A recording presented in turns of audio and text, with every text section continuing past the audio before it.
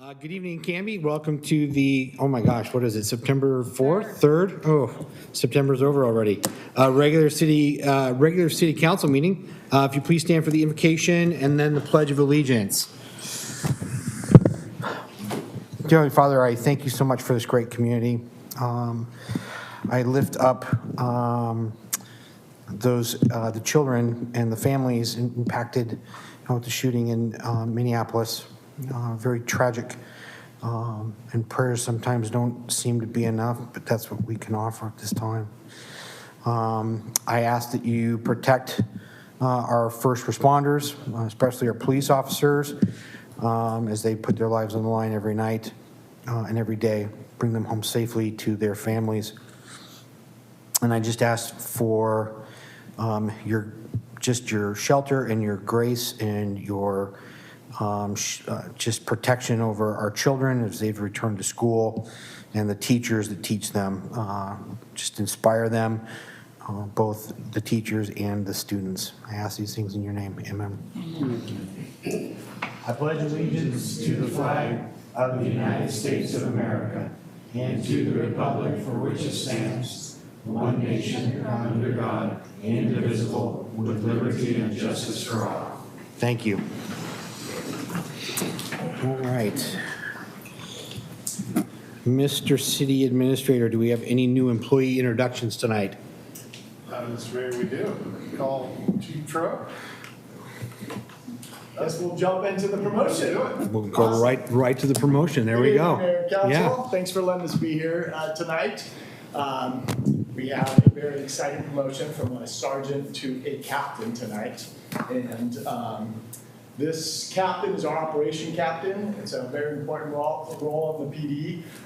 They oversee the patrol division. So I'm going to have Sergeant James Murphy come on up. His official promotion date was September 1st, but this is the first council meeting for that. So thank you, James. Sure. So let me tell you a little bit about James. So he started with us back in 2002 as a reserve officer. So he's been a dedicated part of this community for a long time. He was then hired as a full-time officer in July of 2004, and he hit in July his 21st anniversary with the city as a full-time police officer.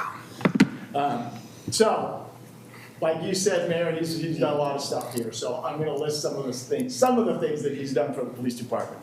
So, like I said, he's worked as a reserve officer, a patrol officer, a field training officer, detective, major crime teams member, Clackamas County Interagency Task Force member, which is part of the drug task force, head firearms instructor, edge weapons instructor, and he's instrumental in many aspects of our in-house training that we do. He keeps busy. In the last few years, he's been the detective sergeant who oversees our investigation division. So he gets those calls in the middle of the night, you know, and he has to come out and the crew has to come out. So he's done a lot, and he's going to do a lot more now as a captain. I think he has some family members here that Mayor, would you like to introduce them? I do. My father, Michael, my mother, Geraldine. Thank you for being here, guys. Thank you. All right, so we are going to actually give you an official captain badge, but first I'm going to take your sergeant badge from you. Got it. Would you like somebody to pin the badge on you? Yes, absolutely. Huh? Oh, I'll make me cry.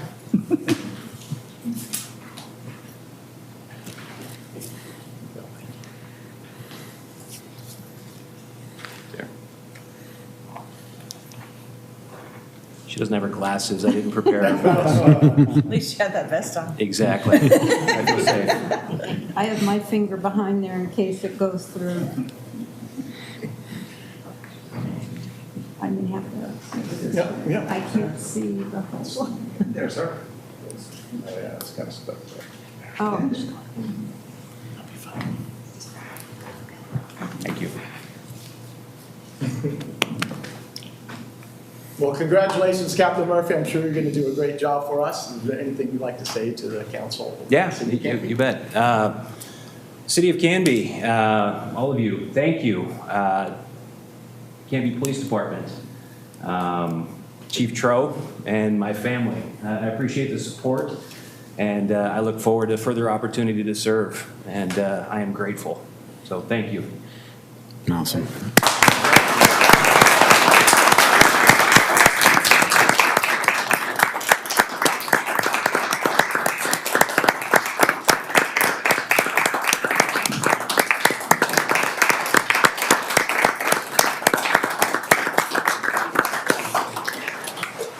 Thank you, Mayor and Council.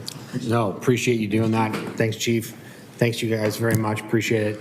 Congratulations, Sergeant Murphy. Sorry, Captain. Can we start over this evening? Can we do that again? Sorry, James. Congratulations. Thank you, guys. I'll pause if you guys want to exit, or if you want to stay for the meeting, you're more than welcome to do that too. Thanks, Jose. Appreciate it. Thank you. You're very welcome. Nice to meet you. Good man. Proud mama, as you should be. Fact. All right.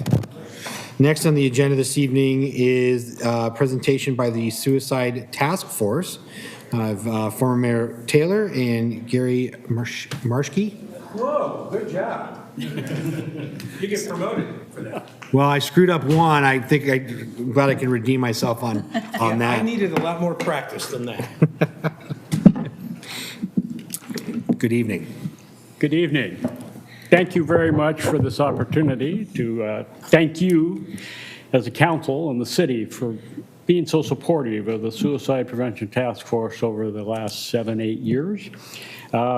We've carried on the work of the original group, and some of those members you're very familiar with, one sitting next to you,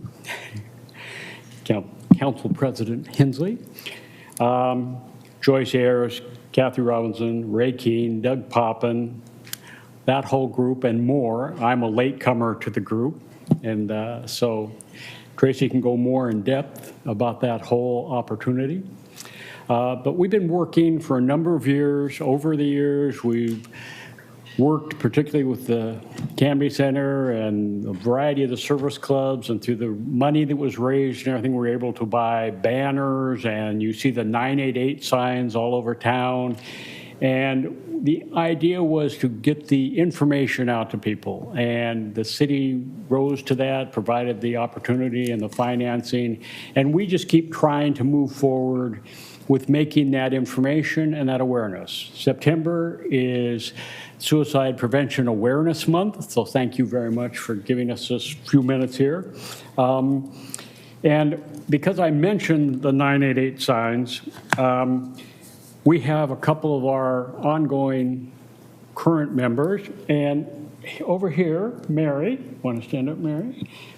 Mary almost single-handedly, all over town, when you see the 988 signs, Mary put almost all those signs up, and then had moments where they got taken away, went back and put them all back up again. So we want to really thank Mary for all the actual labor of getting those signs up. Thank you very much. Very much the foot soldier. And then sitting next to Mary is Christy. And we're missing a few of our members tonight. They couldn't make it down here, so thank you for that. We're trying to grow our work group, so if there's anybody out there watching or seeing anything, there's a variety of demographics we would love to have join us on the committee. We're looking for some young people. We're looking for some veterans. We're looking for anybody who's interested, but particularly those demographics would be very helpful to us to figure out how might we more effectively reach out and talk to them. We have now booked a room here on October 22nd from 5:30 to 7, and we'll be doing a training called QPR. And what QPR is it's a very simple training, a very simple intervention that any citizen can do to slow somebody down who's thinking of harming themselves or taking their life. And it's been shown to be extremely effective. And we partner with Clackamas County, and we partner with NAMI, and that's what Mr. Marshke will talk about in just a moment. And so thank you very much for this opportunity. Thank you for the city for being so responsive and giving us the opportunity to actually save some lives, we hope. So, Gary? Thank you. So Gary Marshke, I am the Outreach and Development Manager for NAMI Clackamas, National Alliance on Mental Illness. And Scott advised me that I should also mention why I wear sunglasses indoors, especially in the evening. And actually, it's an eye condition. I spent so much time during COVID in front of the screen that I developed this condition, and my doctor, my ophthalmologist recommended that I wear these. So I wear them all the time as much as I possibly can. And the upside is some people think it looks cool. And you know what? At my age, if I can look cool, I'm a happy camper. So in any case, what I wanted to do is add my perspective here.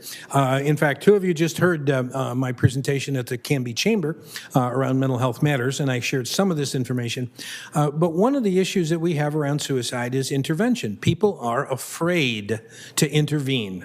All right, we feel unprepared to intervene. We don't feel as though we're qualified.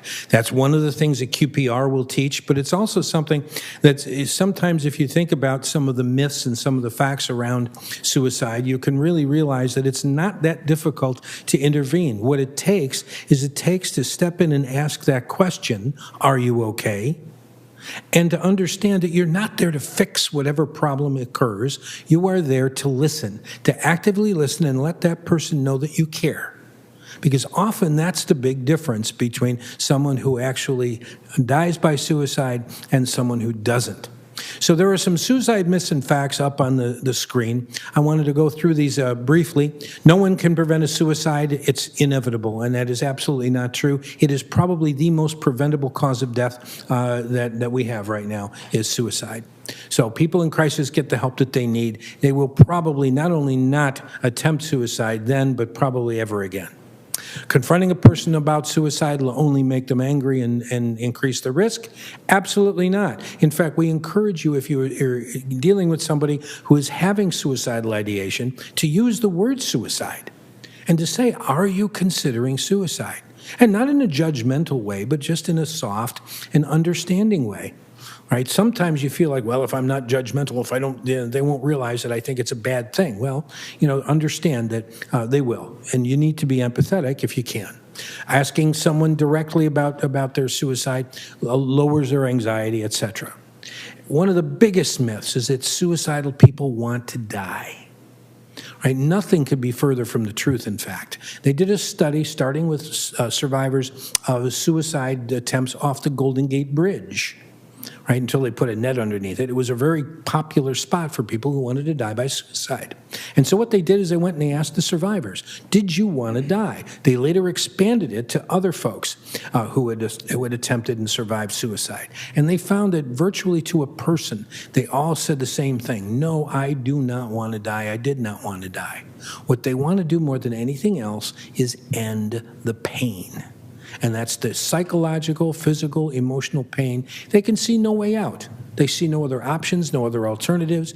So often, intervention, I care, are you okay, is what it takes to get someone over that hump and get them to seek help and seek the help that they need. So let me go to the next slide. There is some more. Suicidal people keep their plans to themselves. Most people will drop hints. They'll drop, little signs, little signals, whether they're behavioral or words.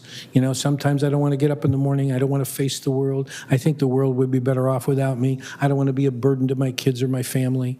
Or they start giving their things away, especially things that are important to them. Or they stop participating in activities that they were participating in before. So they communicate their intent in some way, shape, or form. Again, people who talk about suicide don't do it. Again, that's not the case. Now, there are instances where people are using that threat to be manipulative, but you know what? You never want to presume. You always want to step in no matter what. So you really don't want to decide that someone who's talking about suicide isn't being serious. Take it seriously. And then once a person decides to attempt suicide, there's nothing you can do about it to stop them. Again, intervention is often the key. We cannot prevent all suicides. But what we can do is prevent a lot more than we are. And we can do that by intervening, by stepping in. Are you okay? If you know the person well enough, you might want to say, context, you don't seem to be yourself. Are you okay? that makes you feel more comfortable. And then if you're really feeling brave, then you follow up with, is there anything I can do? Okay, so those are some of the suicide myths and facts we wanted to share with you, and some tools and tips about that. 988 is an incredible resource. I would strongly encourage anyone that doesn't, put it in your cell phone.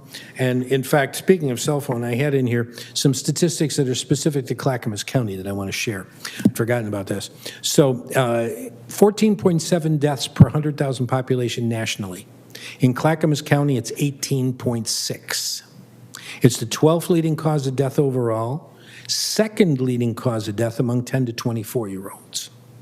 Okay? And logging and construction have the highest rates, almost 10 to 12 times higher than the national average. First responders are about twice, 2.5 times the national average. Veterinarians are also about twice the national average. So there are lots of specific occupations that are particularly at risk. But those are some of the things about Clackamas County specific. And the main reason for the high suicide rate we found as an organization is access. Access to services. Simple as that. There aren't enough. There isn't enough access. There aren't enough therapists. There aren't enough counselors. There isn't enough housing. There aren't enough people that are trained to deal with someone who's in crisis. And so jails have become the new housing for our folks that are in mental health crisis. And that's one of the reasons why NAMI is actually doing mental health classes 3 days a week in the Clackamas County Jail. And we have a support group for adults in custody as well. So we're doing our part to try and do that. But anyway, I just wanted to remind you about some of the things about suicide. And it is, again, the most preventable cause of death. And again, I was in law enforcement for about 50 years. And what we want everybody to understand is we ask, I was just speaking at a conference, and we asked how many people in the room had been affected by suicide. A large percentage of the room. And so when we can see a way, because we all say about, I have a variety of former associates that took their lives. And when we can see that, we can say to ourselves, could I have done something? I wish I had done something. And some of the things Gary just talked about are so simple and show such compassion that we really would like more and more of the population to feel comfortable saving a life. And if I can add one thing to what Scott just said, the average number of people affected by a suicide, statistically, 140. Wow. Thank you. Thank you. Before you gentlemen step away, QPR training, QPR stands for? Question, persuade, and refer. Great, and it's in October. October 22nd, In the library. 5:30 to 7 in the library. October 22nd, 5:30 to 7 in the library. Right. And there'll be we'll be asking for, there's no cost involved, but we'll be asking for advance registrations, so that'll be posted. Okay, and where can they find that information? NAMICC.org. Should be available starting tomorrow, because we just got confirmation for the date today. So NAMIOCC.org. NAMICC.org. Okay. Gentlemen, thank you. Appreciate that. Appreciate the group as well and all the work that you're doing. Real quick, Mayor. Welcome. Yes, sir. So you touched on the Golden Gate earlier in Yes. your presentation. They actually made a documentary about it called The Bridge. And it was something that we had to watch in one of my college courses. And I would highly recommend anyone and everyone to watch that. It is quite outstanding, the viewpoint from the survivors. I've heard of that. I haven't seen it, but I've heard that. It's outstanding. And those are suicide survivors from Golden Gate Bridge jumps. Correct. And I will say, we just, at this conference I was at, we just had the gentleman who jumped off the bridge, the Golden Gate Bridge, who does that. And it was one of the most powerful presentations we've seen. Yeah, it's outstanding to hear from the survivors' viewpoint how it changed their mindset completely. Gary, Scott, thank you very much. Appreciate it. You're welcome. Thank you. Thank you, guys. And thank you, Mary and Christy, for coming along too. Okay. Next on our agenda this evening is citizen input and community announcements. There's an opportunity for citizens and audience members to address the city council on items that are not on the agenda for the evening. If you are wanting to address the council, there are these fabulous yellow cards located on the back podium there. If you want to fill that out and bring it over to our city recorder, she'll make sure I get it, and you will be given your opportunity to tell us what's on your mind in the course of 3 minutes. If you can't be here and want to do it via Zoom, please contact the city offices by 4:30 on the day of the city council meetings. I do have one yellow card here, and it's Dave Lean to talk about the Walk with Dave. Walk with Dave. So if you don't mind if I stand, I find it easier. No, you're more than welcome to. So thank you for allowing me to talk through the city engagement committee that I was on. I learned that I could approach all kinds of committees. That was a lot of fun. The Walk with Dave is going to be on September the 30th at Hope Village, and we're walking around the campus there. We start at 9:30 to 2. You can go online at walkwithdave.net and register if you'd like to do that. But what I'd really like to talk about for a second is why do I want to do this? I find that being an amputee, sometimes I can encourage people for the rough times that I went through, and I think that I want the community to come together to encourage each other. Whether you are disabled or in good health, I think this is an opportunity where you can just come and have a good conversation and just have fun walking around campus. And so I just want that. It's no fundraiser or anything. It's just a fun event, and I would like to see the whole city involved with it. And I just think that'd be fun. So I invite you to come and enjoy the day and just talk to people. We need to talk to each other. We have a lot to say. We all have purpose. We all have a story that's a good story. And I want to hear that, and just a day of encouragement. So I invite you to come. Thank you. Thanks, Dave. Appreciate it. Yep. And each have, Dave had flyers, so those of you that are here and want a flyer about it, please see Dave, and you each have a flyer here at your spot up here, so I appreciate it, Dave. Thank you. Thank you. I have no other cards. Is there anyone online? Nope. Okay.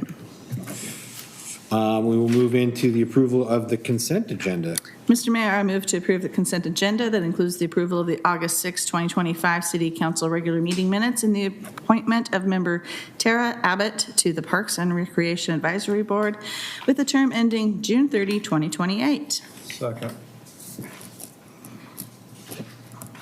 Motion has been made by Council President Hensley and seconded by Councilor Maldonado to approve the consent agenda, which include the minutes of the August 6, 2025 City Council regular meeting and approval of the appointment of member Tara Abbott to the Parks and Recreation Advisory Board with a term ending June 30th, 2028. Any comments or discussion? All those in favor?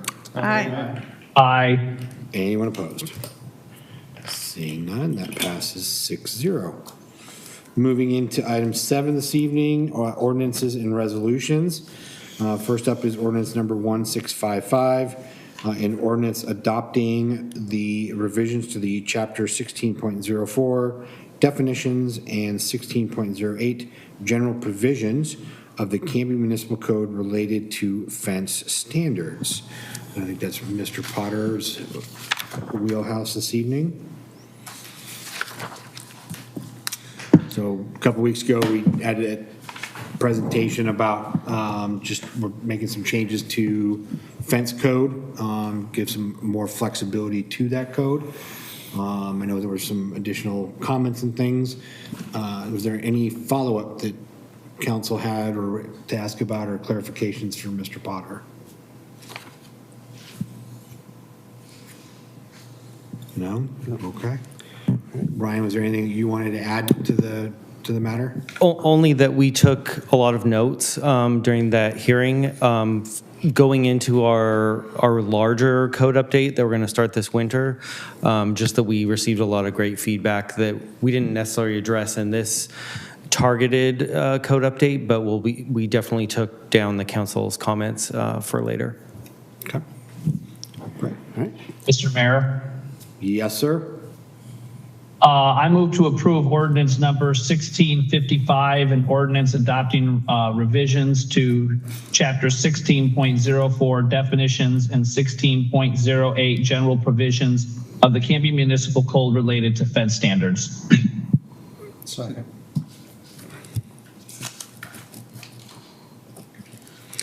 Motion made by Councilor Patton and seconded by Councilor Maldonado to approve ordinance number 1655, an ordinance adopting revisions to chapter 16.04 definitions and 16.08 general provisions of the Canby Municipal Code related to fence standards. Roll call vote. Councilor Patton? Aye. Councilor Maldonado? Aye. Councilor Davis? Aye. Councilor Stearns? Aye. Councilor Waterman? Aye. And Council President Hensley? Aye. Motion passes 6-0. Ryan, thank you very much. Thank you. Thanks, Ryan.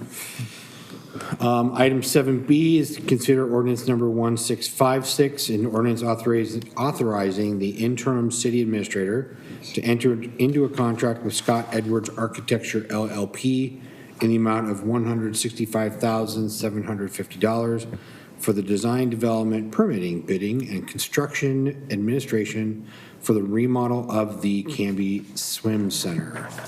And again, another carryover item. It's the second reading for us. Pool director gave a really great presentation on what they're looking to do to the pool in terms of bathrooms and ADA accessibility and things like that. Was there any follow-up questions for staff at this point from the council? No? Randy, did you want anything to add? I think I'll let it rest. We had some input over the week. Staff's following up on working with Parks and Rec committee.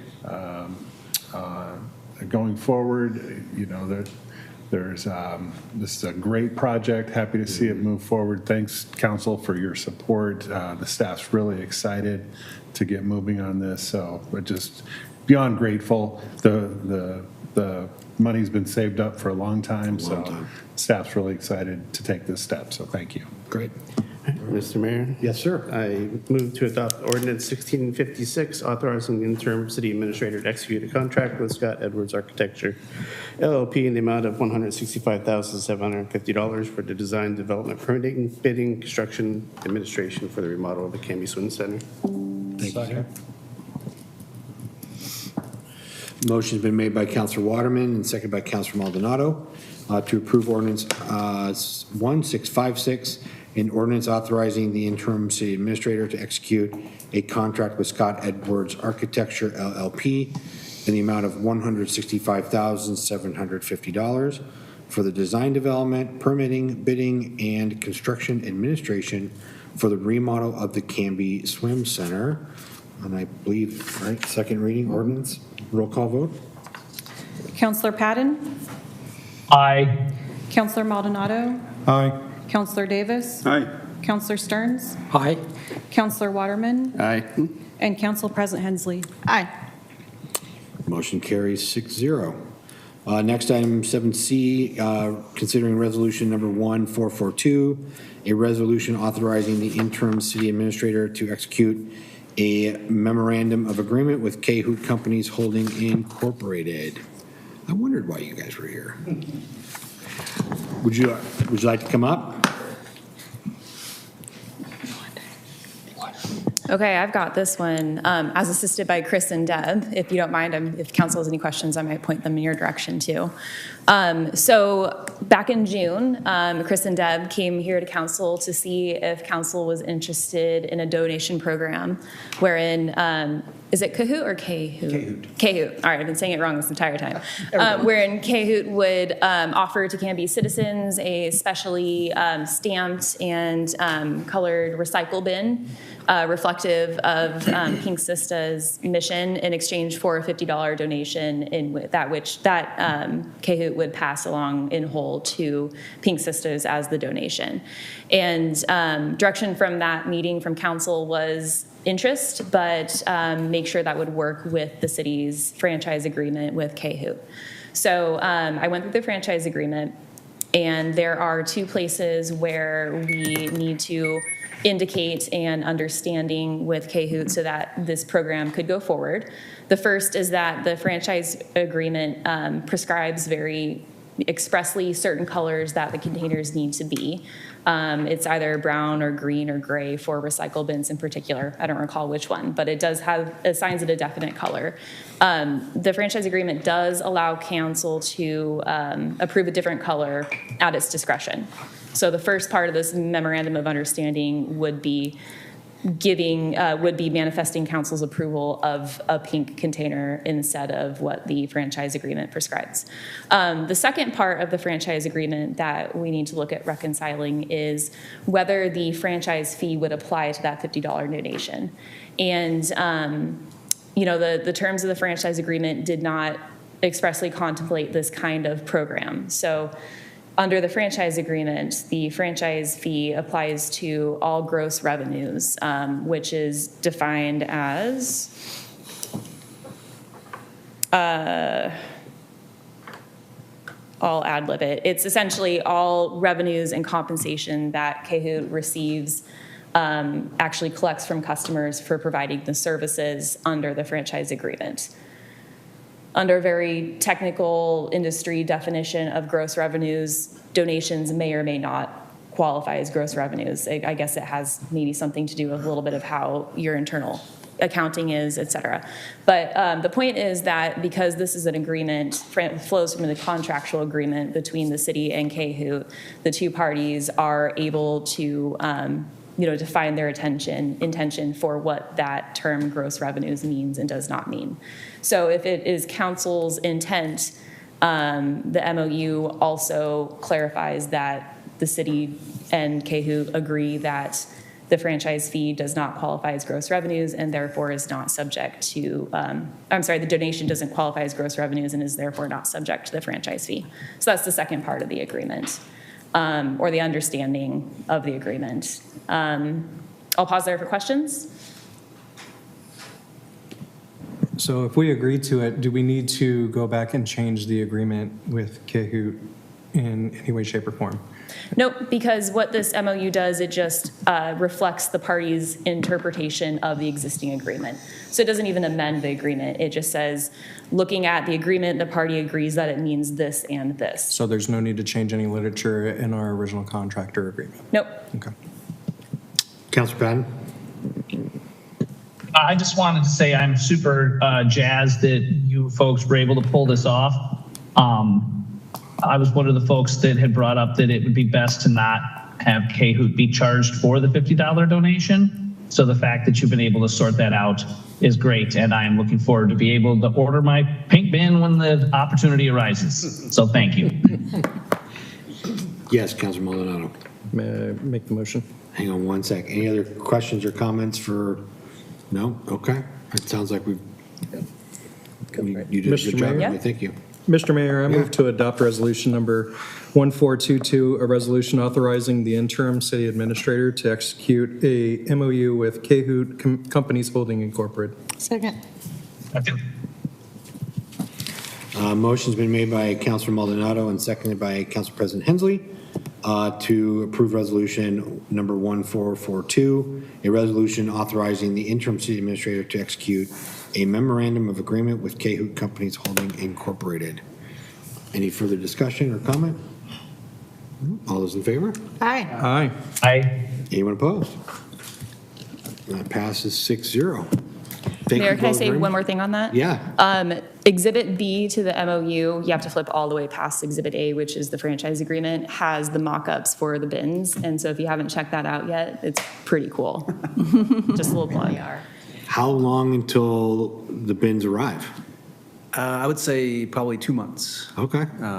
I would like to give a shout out to Rayrick Pacific. They manufacture the recycling carts along with other vendors, but in this case, they've agreed to donate the cast or the mold for the Pink Sisters logo to go on the carts. So that was very generous of them. And oh wow, that's great. I just want to thank all of you for your support on this, and Emily for all the work she did. And I'm looking forward to seeing how many people will actually have a pink cart in front of their house. And I think Canby's going to come through and make it a very successful mission. Yeah, I think I think once you get a few out there, I think you'll start to have a lot of people like, well, now, how do I get one of those? That's the hope. Yeah. No, this is great, and I appreciate again, your guys' community involvement. You guys have, from day one, have taken over, have done a great job, so really appreciate it, and we're glad that we can do this. This will be great. See a little color on trash day, right? Oh, yeah, absolutely. Thank you for the kind words, and Yeah. All right. have a good evening. Thanks, you guys. Thank you. Yep. Oh, Councilor Patton, sorry. Real quick. Yeah, I was wondering maybe if it would be, my guess is once they start to go out, there are going to be questions about this. And if it would maybe make sense to make some little like yard signs or something for some of the people who get it initially, explaining like that they can put out with it or whatever to say, this is what this is and this is how you get one, to help with that promotion, if at all possible. I think that's an excellent idea, Councilor Patton, and we'll explore how to make that happen. And I know some of our employees are already excited to buy, or donate to the Pink Sisters and have the pink cart. So I feel like we're going to get some out on the streets pretty quickly, and get it rolling. Great. Even if it's like a sticker of some sort that explains what it is on the front of the can itself. Maybe a QR code or something. Yeah, a QR code would be perfect. Yeah. Well, when they come in, we need to wheel one in right for a council meeting. Good. I'll roll one up here for you, I Perfect. promise. Councilor Stearns? Just, sorry, tax guy in me is thinking about this. Just to make sure that there's a receipt given that, so that can be tax deductible, and that it needs to be for tax purposes, tax law purposes, to make the donation needs to be to the Pink Sisters, not to Cahoot, because I have to deal with that sometimes with audits where you're making it to the wrong organization, even though you think it's charitable, but it's not. I'm glad you brought that up, Councilor Stearns. Our goal is to have everything flow through Pink Sisters, nothing flow through us. So, all donations are made directly to them. Okay. We'll just purchase the carts and deliver them. Just to make sure, because like I say, since Cahoot's not a 501c3 organization. But I am. And you are. So that's why I always tell people, give it to the right, the 501c3. Make that check out to the right person. Yeah. Absolutely. Thank you. I'm super excited about this, and I want all of you to know how much I appreciate you. Well, thank you. Yeah, this will be great. Thank you. Have a good night. Okay. Item 8 tonight, old business. So our item here, letter from the Park and Recreation Advisory Board. Emily, do you have a lead in on that, or can I just jump in? Mayor, I think I'll defer to you on this one. Okay. If you have it in front of you. I do have it in front of me. Okay.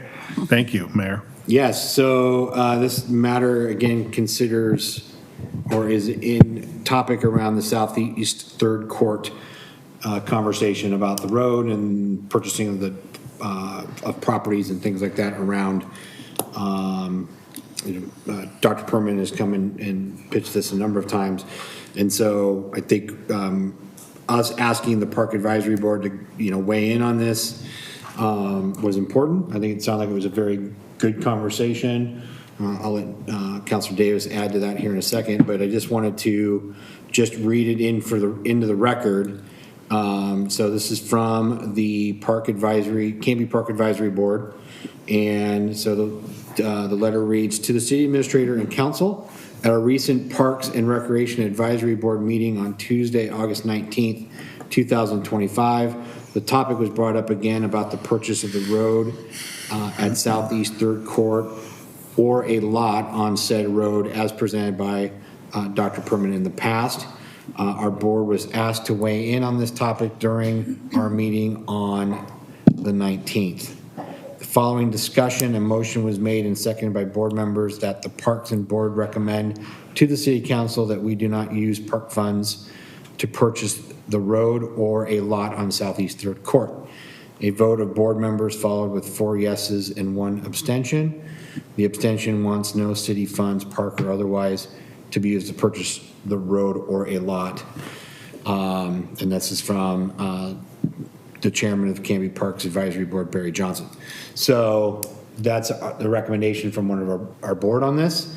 And I kind of, in some conversation with some of you about, is this something that we keep belaboring and bringing up? How do we codify that this is not something that we want to do at this time? And how do we move forward? And so that, again, parties involved can move on to other things. Or do we allow it to stay open-ended to be a constant comeback to the council and to the city as a conversation piece? So, Jim, I'll come to you in a second, but Jim, do you have anything to add from the Park Advisory Board meeting at all that you can share, or? No, nothing else to add at this point. The letter fairly well covered the discussion around that. The Park Advisory Board didn't see this as a park issue. Okay. Because it's not a park issue. Okay. And we have a comprehensive plan with projects listed, and they didn't feel that this warranted adding that to the master plan for the parks in regards to falling under our venue, because we've got so many other projects within the park master plan that we have to meet. So, okay, great. Council President Henley, you had a comment? First, a question for Randy. This is great that we got this recommendation from our Parks Board. Is there any other thoughts that you have why we would want to purchase this? No, Councilor Hensley, no other thoughts of why. We've explored all the alternatives. Staff has looked at this in terms of the quality of, the roads that we would take on and bring up to our level of standards, and use for other facilities, for our own needs. So at this point, I think we're looking for a direction from council so that I could codify in a letter for the file to actually give a response back to the ownership through Emily, who has uncovered the actual conglomerate, or how would you call it? Partnership? Yeah. The ownership group? Yeah, ownership's is unresolved at this moment in time. So Dr. Perman himself doesn't own it. Right. It may be the HOA entity that was formed as a condition of approval for that development owns it. May not be, we don't know. You have no obligation to buy this. Staff has made it pretty apparent that it currently does not meet city standards. So if you did buy it, you would have to bring it to city standards or face different kinds of liability that you probably don't want to face. My understanding is that Dr. Perman has made this approach a few times in recent history over the years. I think now is a great time to give him an answer one way or the other, if council's prepared to do that now. Yeah, well, with that answer, Randy, thank you. Obviously, my colleagues might have other thoughts, but my recommendation would be, this has been a perennial thing since I've been on the council, and from what I understand, before I got on the council. It's time to put this to bed, so I would recommend that we would have staff draft a letter to Dr. Perman, explaining that we're not interested and that this subject matter is closed, so that maybe we can put some finality to it. Okay. Councilor Patton, thank you. Yes, I'm not sure how my other council colleagues feel about this, but I have absolutely no interest in purchasing a private road to then have it become the problem of the taxpayers moving forward. It opens up a can of worms for other developments in the city that have private roads to then try to make the same request. And then the city will have a number of substandard roads in its portfolio, which I feel would be completely unacceptable. If I had my way with it, there would be rules in our code that would ban private streets altogether, private roads altogether, and we would not have them because this is one of the problems that come of them. People put them in an effort to save money and maximize their property. And Oh, he froze. Did he freeze? Yeah. He froze. It's an awesome way to freeze. Yeah. Yeah. It's like he's somewhere. Well, Councilor Patton, if you can hear us, come back to us and you can finish your thought. Emily, I guess my question for you, so you'd made the comment and Council President Hensley backed that in terms of, it seems that whenever we have a council change, the subject comes to the council in hopes that hearts and minds and souls have changed on the subject matter. And I know that there are things that we decide on and can do that, I know there's often an argument of how do you lock in future councils into a decision. He's back. I'm sorry, my phone just had a spastic fit. Apparently it was too hot. Go ahead, Councilor, finish your comments. It was too hot, and it told me I'm too hot and I'm not going to cooperate with you at the moment. So I apologize. I apologize for that. No, I think it's ridiculous, and I have no interest in saddling future taxpayers with this. No, I am not for it, and I think we need to draft a letter that is on file with city staff, so whenever this comes up again, the letter is mailed out and said, this is the reason why. You chose to do this as a private street. There's no way of undoing it after the fact. You chose to allow the easements as part of your agreement to get this approved as a development. If we go back and change that, then essentially it opens up a can of worms where any developer can then go in and say, hey, I know that you approved these things for me to have this development, but now I don't like it and I want it redone again. This thing has a domino effect that could have serious ramifications on our city planning department for decades to come. So 100% not going to do it. Okay, so thank you, Jason. So again, my comment being, can we, because there has been, my understanding, in the past, there's been a letter that was generated and is on file that when this topic comes up, gets sent out at the request of the council. And I guess what I'm asking is, are we able to lock it down to where this is just not even a non-starter when this comes to us? That we can just say, we can't anticipate, Yeah. no, we're not. I mean, Bind future councils too. yeah, and again, like I know the sensitivity that often comes up of, well, you're handcuffing a future council from making a decision. Mm-hmm. But again, we all know that that's not the case. I mean, I suppose, Dr. Perman can keep coming back, every year or every 2 years with a, change in the council to make his plea. I guess what is our way to just, is there a way to put this at rest? Yeah, good question. So the concern I'm hearing is that this keeps coming up. Council has been clear about its previous decisions, and this is burning staff time. For binding future councils, a charter amendment, perhaps, or adopt some, an ordinance that says that the city will never buy private property or private roads, or that private roads may never be built within the city. That feels maybe like a bit of a disproportionate response. I think there's things that can be done at a staff level to make sure that this, even if Dr. Perman does make the approach in the future, doesn't balloon into significant staff time and resources just to come to the same conclusion that council has had many times before. Councilor Patton mentioned a form letter on file. I think that's great if we have institutional tracking so that staff knows that it's there. That would be my suggestion.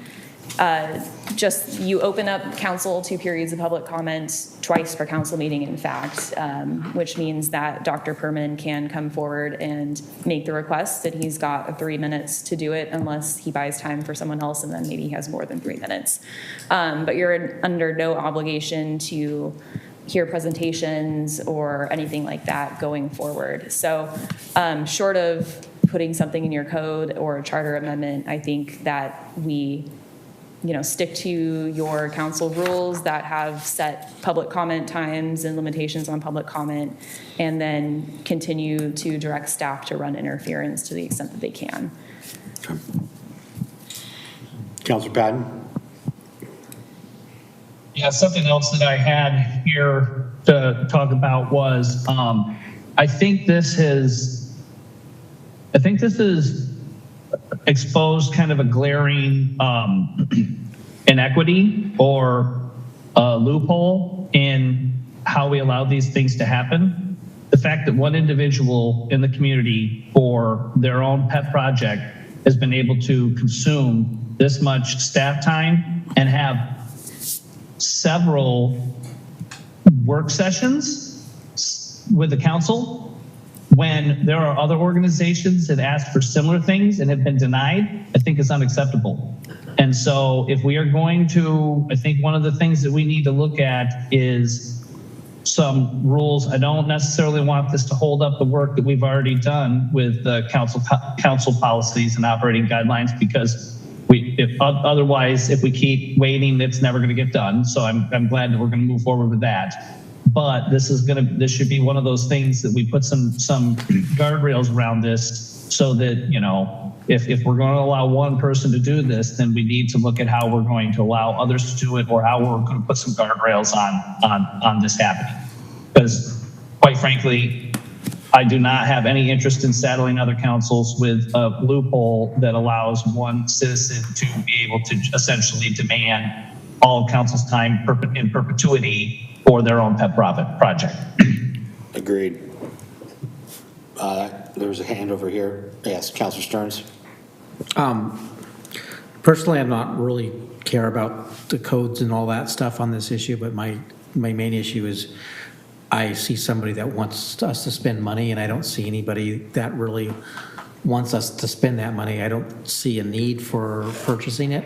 And since there's no need for purchasing it, nobody's asking that we purchase it. No one's asking for a parking lot to be there. So I'm in agreement that we don't need, I'm not convinced that we should do it. So we're not going to do it.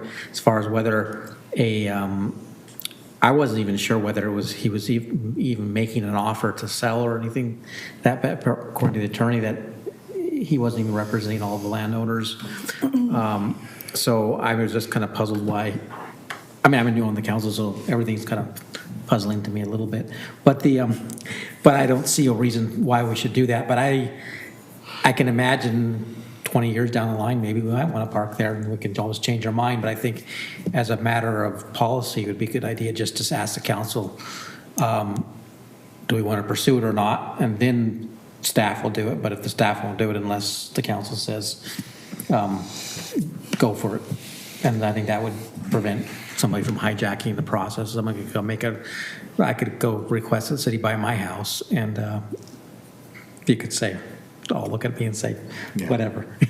Well, and that's, I think we're at that, I think the message is loud and clear that is not something that we're interested in doing. I think the question is how do we, or is there even a way so that in the future, we're not eating up this kind of time every couple of years to have this conversation, where it can just be, I don't know if it's in the handbook that every new city administrator gets that states, Here's the permit. here's the purple file that, to draw attention to and memorize. So Councilor Maldonado, and then I'll come to you, Emily. I agree with Councilor Patton 100%. This was a severe drain on staff time. For sure.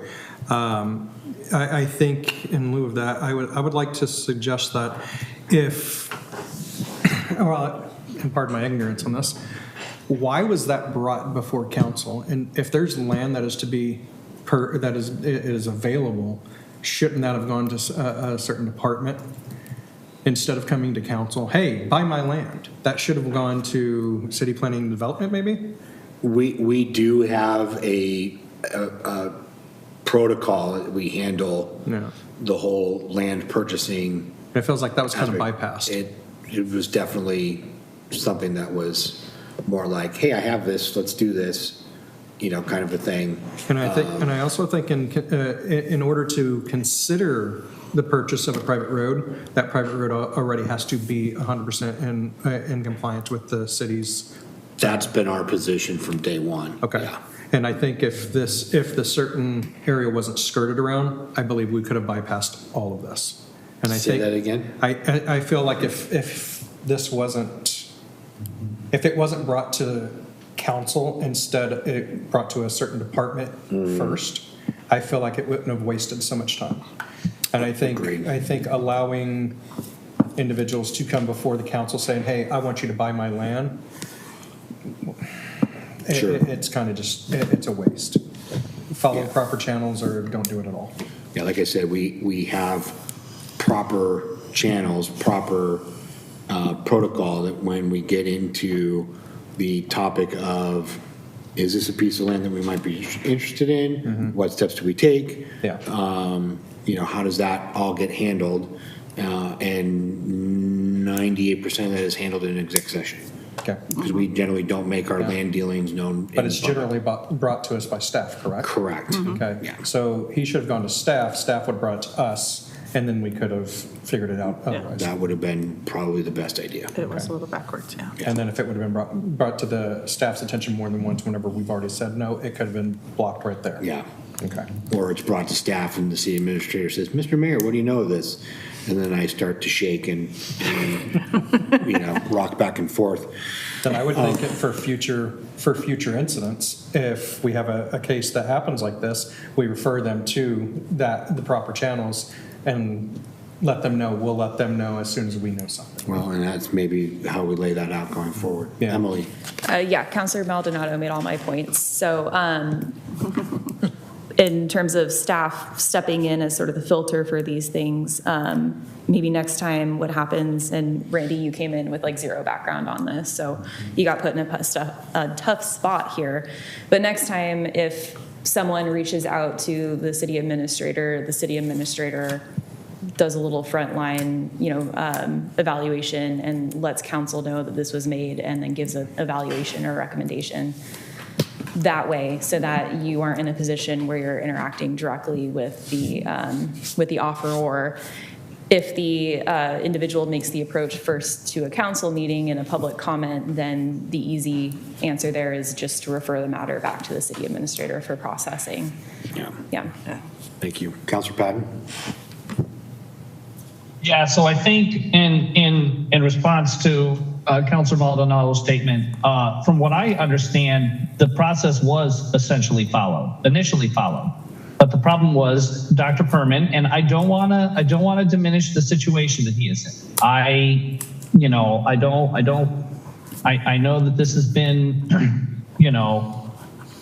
a tenuous topic for many years, and I don't envy the situation that he's in. But I think why this came to council was because the staff has been fielding this question and serving as sort of the referee on this for many years now.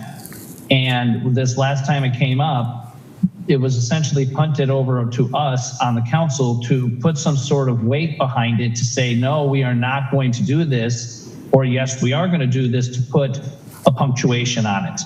And once it got to us, because we have a lot on our plate, it took way longer for us to essentially put the point on it.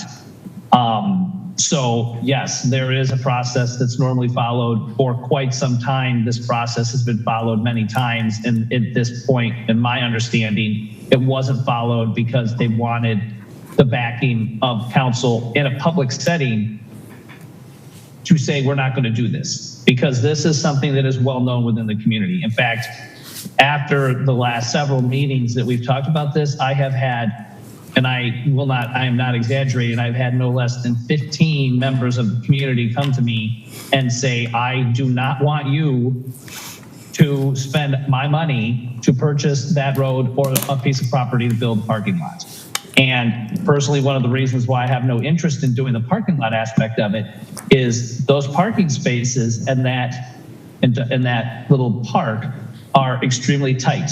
They have had to make them smaller so that way they can hit the parking standards for when they build buildings there. And if you have a large truck that's parked in one, it's hard to park next to it, even if you're in a small car. And I have no interest in having taxpayers pay for an overflow parking lot, not just for parks, but for that little business park, which is something that I could see happen. So, in defense of the city staff, I think they did follow process many times, and they just wanted the full undisputed weight of the council to finally say, no, this is not going to happen. And now they can go back and say, we appreciate you reaching out to us, Dr. Furman, but the council has decided that this is not a thing. And so there is nothing further that we can do. Ryan, did you have a comment?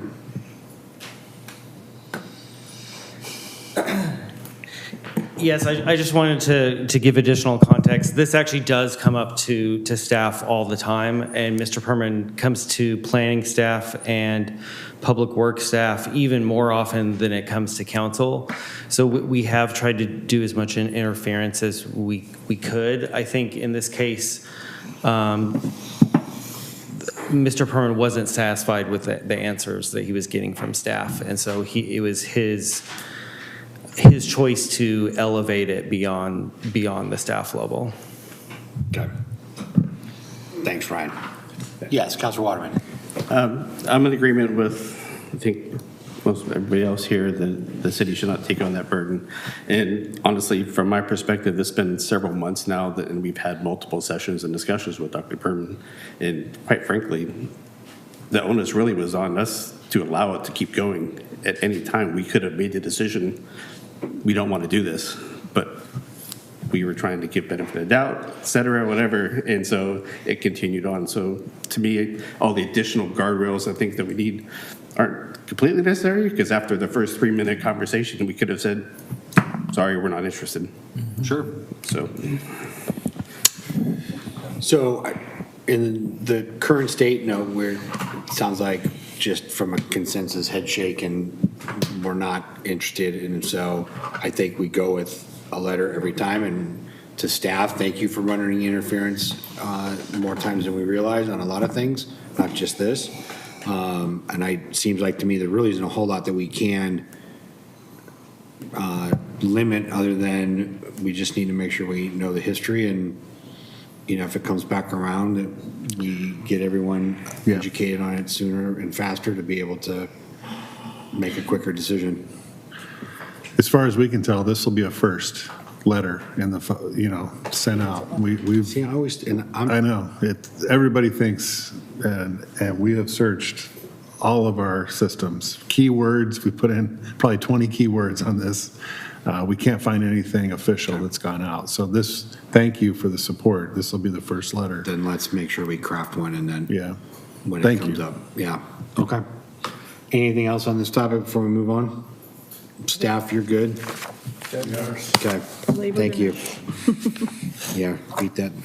Beat that horse. All right. Mr. City Administrator, do we have any new business? No new business. Had an update on 10th Street, just that the contractor is back at work. I have a memo, public update there for you all in front of you, that we did hang door hangers in the neighborhood last week. I think it generated one call.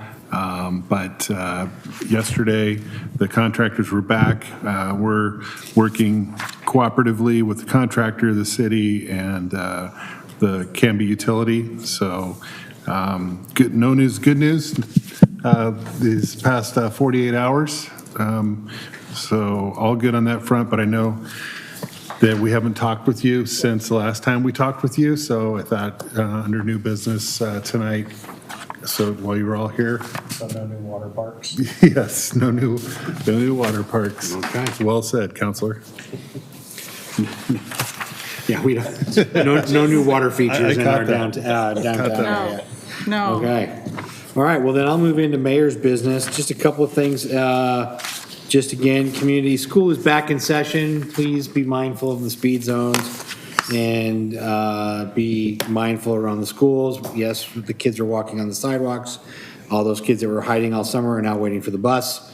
So please drive carefully. I want to say thank you to our sponsors, city staff, our downtown businesses, and everybody that came out for Canby's Big Night Out. It was a hot, warm evening, but thank you for all those that attended and everybody to make Canby's Big Weekend a great event. Thank you to Cutsford's Marketplace for the car show. Also another warm day. It was a warm weekend overall, but it was a great car show as always. So thank you to them. And then finally, Slice of Summer, the concert group. Thank you for a great summer series. We really appreciate the hard work that goes into that.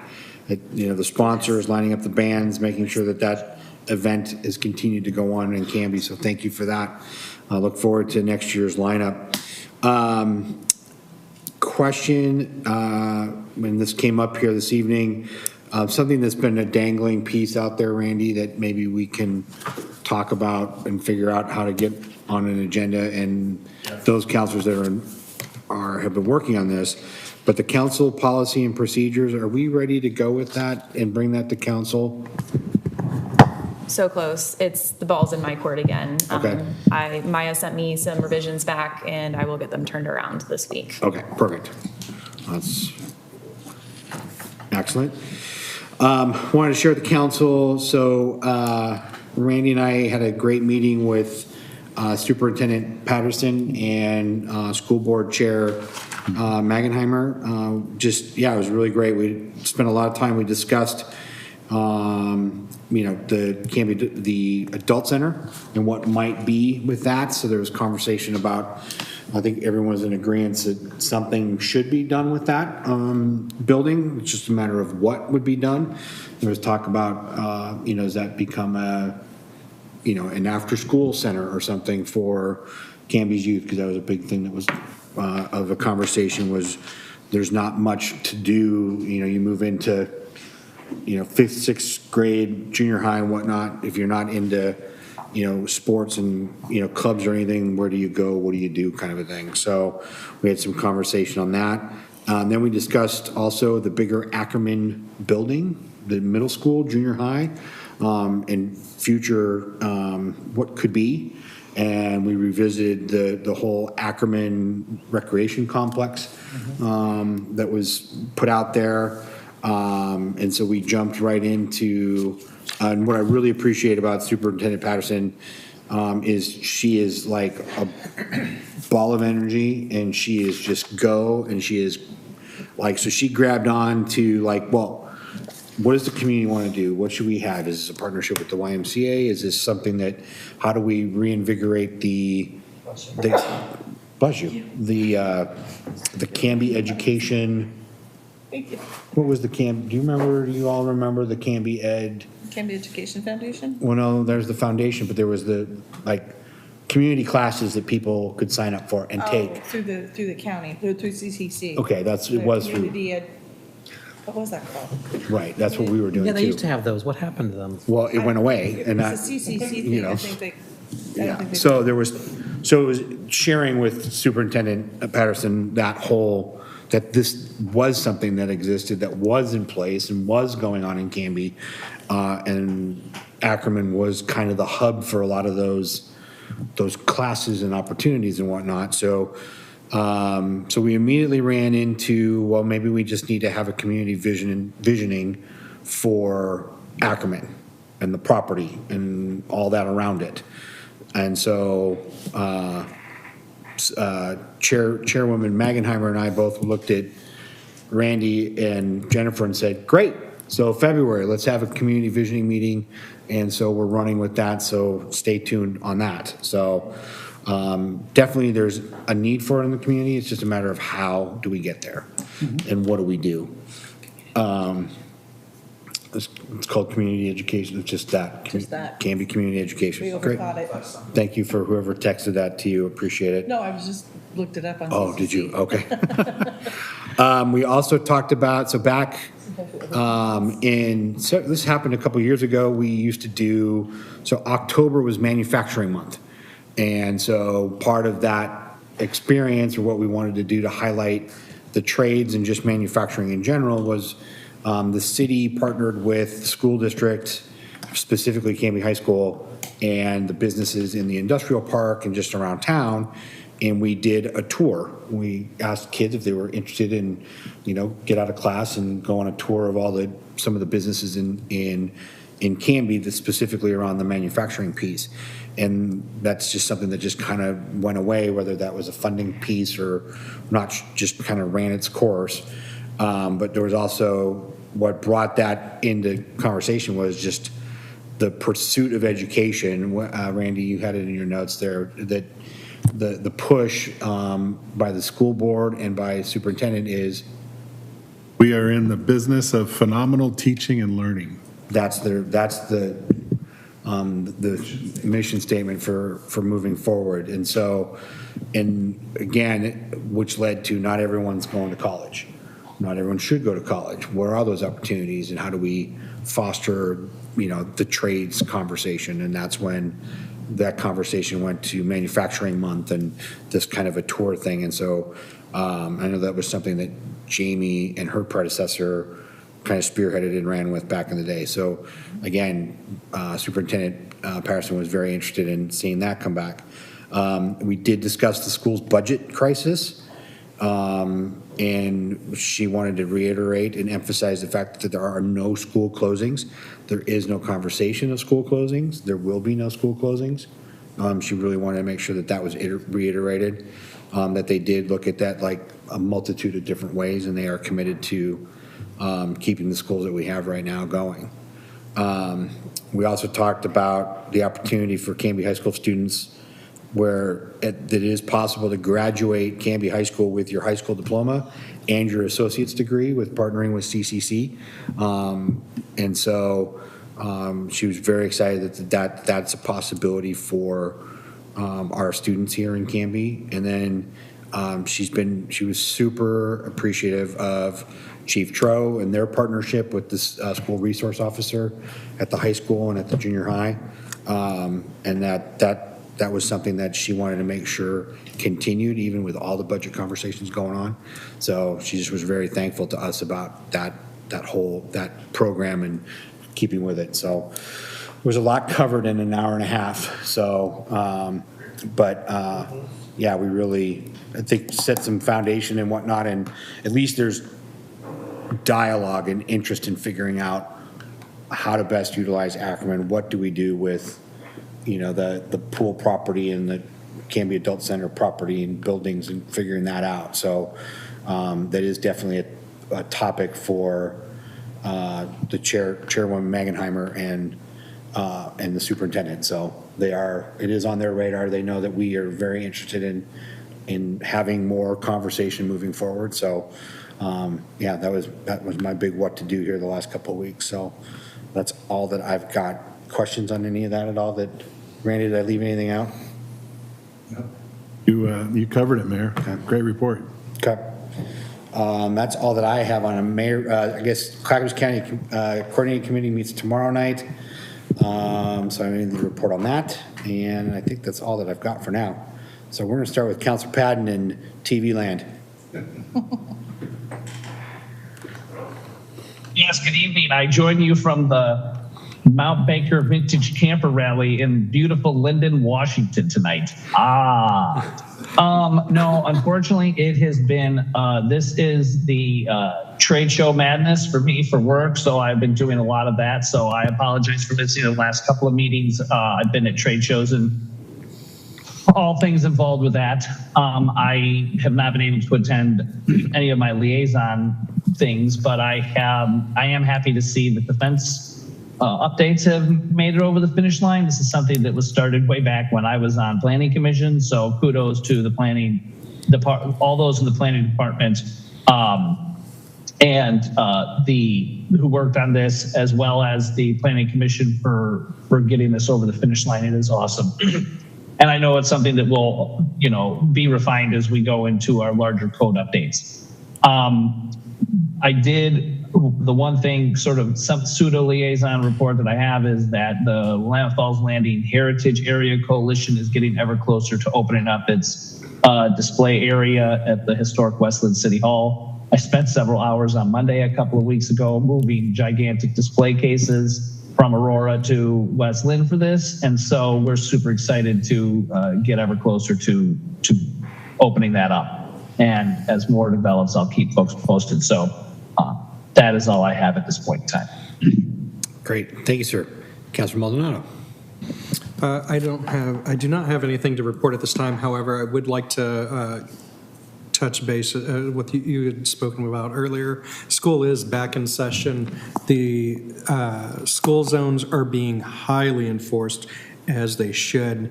Please slow down. These, I took my son to school on Tuesday, and I think I saw three pullovers in that short amount of time. Slow down, take your time, look around. Another thing that was brought to my attention school-wise is we have that new implementation about the cell phone rules. Yes. Whether you like it or not, please abide by it. Cell phones have been a topic of distraction for students for quite some time now. In the event of an emergency situation, which is one of the biggest questions, what do they do? Well, it's better that they don't have their cell phone and not jamming up the internet, or not the internet, but the cell phone towers. So just take those things into consideration. Staff within the schools have absolutely all the knowledge they need in case of any types of emergencies. Thank you, sir. Appreciate that. Council President Hensley. Thank you, Mr. Mayor. My liaison roles take place later in the month, but I did want to say thank you to Public Works and city staff and all the city citizen volunteers that make Canby's Big Weekend happen, especially out in that heat. All of the work that you have done it didn't go unnoticed. It's very much appreciated. Also remind everyone, tomorrow is First Thursday, and I'm really excited about this one because the little kiddo market comes back. Do you remember, like 2-3 months ago, the little kids had a little market on one block, and they'll be back again. They're between first and second on Holly is where they were last couple months ago. I think that's where they're going to be again. So that's a lot of fun to watch those little pint-sized entrepreneurs. So that'll be fun.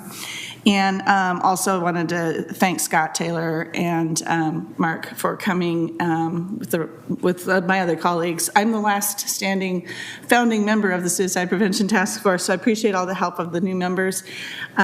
We do need more help, so if you're interested in participating and helping us get this work done, reach out to me. We'll be glad to have you come join us at our meetings and find some tasks that you will want to do to help us out. And a reminder again, one more time, the QPR training is on October 22nd from 5:30 to 7 here at the library. And it is free of charge, and it's very, very useful information. That's all I have. Great, thank you. Councilor Davis. Thank you, Mayor. I had to pause because I almost called you Chief Davis. Thank you, Mayor. Old habits die hard. Ryan, could you touch very briefly, you sent out that survey for the comprehensive plan that's supposed to be completed by September 5th. That was sent out to the Park and Rec Committee. Sure. We also sent it to our other committees and advisory boards. So a couple of weeks ago, we had a community summit number 5 for the comp plan and TSP update. And we actually had a great turnout and got some really great input from the people who showed up. But to pair with that, our consultant team created a community-wide survey that covers the draft goals and policies for the comp plan and also the preliminary work on the transportation system plan. So that is a public survey that anyone can take. So if you haven't received a link from somebody, definitely reach out to staff and we can get you the link. We were hoping to close it out by this Friday. If we get word that there's people that feel like they still want to respond, and haven't had the opportunity. I think there's the opportunity that we could extend that a little bit, but we definitely welcome everyone to fill it out. Thank you. May I ask a clarifier? Sure. Have we posted that, like, through social media at all? I believe Jamie has, but I can double check and make sure that we get a reminder out. Okay, yeah, I just make it, and again, I think maybe extending it a week might be of a benefit, just coming off the holiday, you know, end of summer activities, all that kind of thing, that might be advantageous to do that. Again, it's not the easiest of topics to break down and put into a survey, but it is a very important conversation piece that we are neck deep in. Absolutely. As we look at our planning for the future. So thank you for bringing that up. Thanks, Ryan. Thank you, Ryan. Appreciate it. And Ryan, I appreciate all the work that you guys are doing in the planning department, and especially on this comprehensive plan. It's awesome, and the community summits have been outstanding as well, too. So good job. The Park and Rec, pretty much the new appointee to the committee. Thank you, Ryan and Barry, for doing the interviews. I've been super tied up with an injury at home, and so they filled in for me, and I wasn't able to attend the last Park and Rec committee meeting, so thanks for taking care of that as well. The Adult Center is moving along. They're in for permit. And you've seen the signs up at the Adult Center, future home of the Adult Center, so people are anxious to get that project moving so that they can start making their plans for the transition, and until which time they got the permits, and then they hire the architects and the work to be done and stuff. We don't have any ballpark at this point anyway as far as when the Adult Center will be making that transition or that move. I had the opportunity to help organize the car show for the Canby's big weekend, and I've never seen anything like it. Because of the warmer weather, everybody showed up early. I was down there at 5 o'clock, and we already had 2 lines, and we had a total of 9, and we were running out of space to actually line cars up to open up at 6 o'clock. So that's how many cars we actually had staged to go in. But I do want to thank all the people that entered the car show. They're super nice people for the most part. There was a couple that maybe had an attitude. Not car guys. Yeah. But anyway, it was, and I think it was because of the heat. I think everybody showed up early thinking that they were going to leave early too. So it was an outstanding car show, and everybody that volunteered to make that happen did a fantastic job. Is there a total number? You know, it had to be close to a record number. I know it was for us in the staging area. Okay. I do not have the total number. So much, unfortunately, I didn't get to make it, and I'm like, how many cars did we have? Yeah. It felt like fewer, but maybe it's just because they were spread out in different places. Spread out, It was yeah. so hot, though. Yeah, it was really spread out, yeah. Reminder from the fire department side, 9/11 event coming up on September 11th. The mayor will be speaking again. You did. And it starts at 8 o'clock. Just say 8 o'clock, just so you know. Proper response is what, Mayor? Yeah, so I encourage my colleagues that if you have time to come down for the 9/11 event, please put that on your calendar. And last thing I have is the St. Vincent de Paul St. Patrick's Food Bank. That started in 1996 in Canby, and they had maybe 50 people back in 1996. I've been working there for a good part of this year, and we've been turning 250 to 300 people on Wednesdays from 3:30 till 7 o'clock. They'd come through the food bank. Well, unfortunately, the food bank is closing after being in service since 1996. and Bridging Cultures. They have a building at 1382 Southeast 3rd Street in Canby. They will be making appointments available on Monday and distributions every Wednesday from 6 to 7 p.m. and distributions on Friday, the last Friday of every month from 3 to 5. So, I can't say enough about the volunteers that work down there, but I would like to really shout out to Gretchen and Mike McCallum. They've been working there for 32 years managing that operations. They are, to me, they've gone over and above for the Canby community because there has never been anybody turned away at that food bank for the need for food. It's really remarkable, and I really hate to see that close. I do appreciate Bridging Cultures for taking on those 250 to 300 clients a week that have come through St. Patrick's. So it was going to transition to the Canby Center, but the Canby Food Bank has a policy they won't take on any more Class 1 type of food banks because of cutbacks to the food bank. And so the Canby Center is listed as a Class 1, and they have a policy they won't provide the food for that. So that's why it's going to Bridging Cultures. So anyway, it's a big change for Canby, especially when you're talking about that many people that have come through weekly that are in need. So anyway, I thought I'd bring that to people's attention, and I sure wish there was some way to recognize Mike and Gretchen McCallum, their longtime Canby residents, for managing that. I have a thought. We will talk. Okay. Yeah. Probably is. Great. Counselor Patton, you had your hand up. I think you had a question for Counselor Davis. No, I was just wondering if the survey is extended, if we could just track, if it is extended, how many more things come in through the extension, just as a curiosity. Oh, gotcha. Yeah. Yep. Ryan says you can look into that. Thank you, sir. Thank you. That's all. Counselor Stearns. Too early in the month to do any liaison meetings.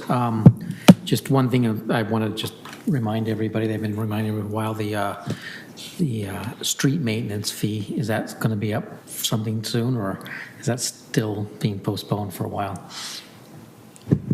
I just remember in April and stuff, it was like, it needed to be done right then, and it's already end of summer, so. Yeah, Counselor, I think I recall, when was it? July?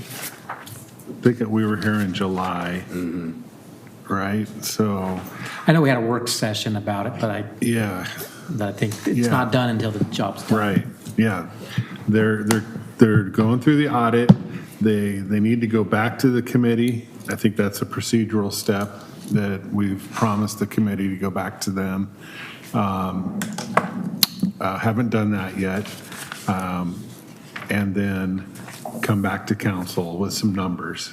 Okay, they're just trying to be slightly annoying so that it gets done. No, I appreciate it. Keep it on the radar. It's on my look ahead, which I was going to go over tonight briefly, that the mayor and I review weekly. So, thank you. Anything else? No? Okay. That's all for now. I don't have anything on the Bike and Ped Committee at this moment. The library board will be coming up on the end of the month too, but there were a couple LDAC virtual meetings for the committee that's helping support LDAC and trying to look at options for the future of the library district, rebounding, disbursement of funds, our lovely ever-present formulas, et cetera. So some good information coming out, actually seeing some timelines. Unfortunately, just like with a lot of things, sometimes those timelines, you look at them or hear about them and you're like, man, is it really that long? So it's like another 6 months for something really simple, but then the big thing's like 18 months out. And then, what is it? After that, like when would we actually see like actually impacting the community of any of these changes? And it's like, over 2 years, maybe 3. So it's a lot of work, but it's good to see that it's moving forward. There seems to be a lot of attention on it and some precedents to get this looked at and taken care of, but it's not going to be a quick process, but it's moving forward. If you just do a quick Google on Clackamas County, LDAC, LDAC, you can go to their website and you can see meetings that are posted there. There's some previous videos of the meetings and some packets and stuff like that to try to get caught up on, et cetera.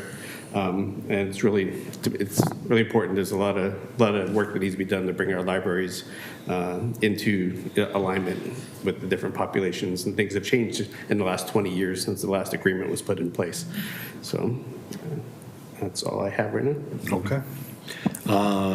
Great, thank you all. Before I turn it over to you, Randy, 2 additional things. One, in our conversation with Superintendent Patterson, and the 9/11 piece jogged my memory on that. So next year, not to forget this year, but I know next year is the 25th anniversary of 9/11, and I know that there's a lot of things being worked on or being discussed around that. And one of the things that Superintendent Patterson brought up was that at Ackerman there is the World Trade Center. There's a section of the beam, of one of the beams. It's there, and it's kind of hidden away in one of their alcove areas. And so the conversation is occurring about moving that out of that, guess we'll call it an alcove area at Ackerman. And I think the discussion is to potentially move it to the Canby Police Station, I think is the conversation that's occurring. I think that's just moving it to where there's a little bit more public exposure of that piece. And so I know that that's being worked on. I know there's a lot that went into getting that, and I know there was congressional help, and former teacher was very much involved in rallying students and whatnot around that. So I think they're going to be doing some outreach to the people that were involved in originally getting the the section of the World Trade Center beam. And so just to get their input and thoughts on, moving it somewhere where it can be more visible and shared. So just throwing that out there. And then Councilor Patton, I'll be right back to you here. And then next council meeting, we are going to be discussing the recruiting process and beginning that dialogue. So just put that bee in your bonnet to start thinking about that and whatnot. So there'll be more details that come on that. So I left those off, so I apologize. Councilor Patton. Yeah, I think if there is a conversation to be had about moving of that piece of the World Trade Center, it should not go to the police station. It should go in one of our more prominent parks. More and more, as time goes on, there are less people that remember where they were that day because of how long ago it happened. And I think it needs to have a more prominent place in the community so that people remember what happened that day. Okay. Thank you, sir, for that. All right. Mr. City Administrator, what do you got for Thank you, us? Mr. Mayor. Brief report, just picking up on the LIDAC conversation. Councilor Waterman, the city managers are meeting Monday to have a discussion about it over in Oregon City about the funding formula. And then I know, Mayor, you asked me during our weekly meeting for an update at council. So our librarian, Marissa, reminded me that on October 15th, she's giving the council a library strategic plan update. So she said she would fold it into that update. So that's coming October 15th. As you just mentioned, we have the PGE BPA Canby utility presentation on September 17th and the city administrator search discussion same night. So those are the two big items coming up on council docket. Just a quick update. We met with our peers over at the Canby Utility, Public Works, our planning department, Ryan and Ryan's supervisor, Ryan, Don, and myself, and with the general manager of Canby Utility to talk about their plans as they look for water and a new water intake. And so they're right now, as you know, they're at the Molalla with an intake site. They're looking for other sites and exploring. They just wanted to make sure that we were all on the same page in terms of giving a heads up that they're taking a look at the Willamette. And this is delicate because there's DEQ involved. It's up in the area where wastewater treatment plant, effluent goes into the Willamette. So part of it would be looking at where the water is taken from the Willamette and juxtaposed to where the effluent goes out. So that design is being looked at with DEQ, ODF&W. There's a whole dog park area, and Clackamas County. So, and as you know, we're talking to them about the parks area where, and that's how we calculate our system development charges in the future. So just a lot of conversations going back and forth, but in case you hear anything about where their future water intake, they're looking all over, and that's just one of the sites. So I didn't want anybody to be surprised if they heard why is Canby Utility maybe talking to DEQ. So that's out there. Walnut Street, working currently as we speak on an MOU with Clackamas County. As you know, this is unincorporated territory where the street is being built, and it's going to have an intersection on 99. So working with the county on a memorandum of understanding so that the county will delegate the construction and utility permitting to the city, so this project can take off as soon as possible. So got all of that coordination going on right now as well. I think I'll just leave it at that. I reported last week that been meeting actively with the Willow Creek HOA. As you know, those folks. Wall issue. Yeah. So you got a fence, you got a trail, you got, you know where the tennis courts are. So a little bit of park property there to be maintained. So having discussion, and there's a lot of wetland area. And then across the way, the postal way. And so they're kind of conjoined but separated by a road. So working with that neighborhood association and their leadership, talking with the city about operations and maintaining that area going forward. So good things in motion. Just a brief report tonight. Just all right. So we've got going on staff level. Councilor Patton. Yeah, so with that Willow Creek wetland area, it is under my, and maybe you have talked about this and I missed it. It's my understanding that someone violated that wetland area and then a bunch of reclamation had to be done with it. And I just want to make sure the city did not pay for someone violating that when they knew that they shouldn't have.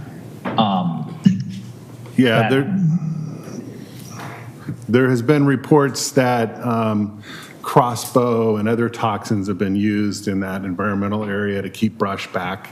And so those neighbors are self-reporting on each other. So that has been reported to us, Councilor Patton. I've heard the same things. We would not be assuming any of that liability, and we haven't even brought a transaction to the council. We're just talking about the trail and the fence and the cutting of the grass at this point. But yeah, anecdotally I've heard those stories as well.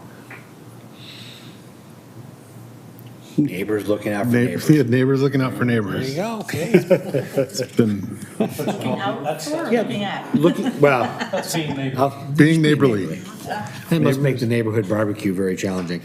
Okay, next opportunity here for citizen input. Do you still live in Canby, Ryan? Never mind, then you can't opine. All right. R2, no, not tonight? Okay. Action review, Ms. Maya. You have approved the consent agenda, adopted ordinance numbers 1655 and 1656, approved resolution number 1442, and directed staff to send a letter to Dr. Perman to decline the offer to sell to the city Southeast Third Court. Sounds like a heavy night. Perfect. If there's nothing else, I'll take a motion to adjourn. So moved. It has been moved and seconded to adjourn. All those in favor? Aye. All right. Aye. We are adjourned. Canby, good night. See you in 2 weeks.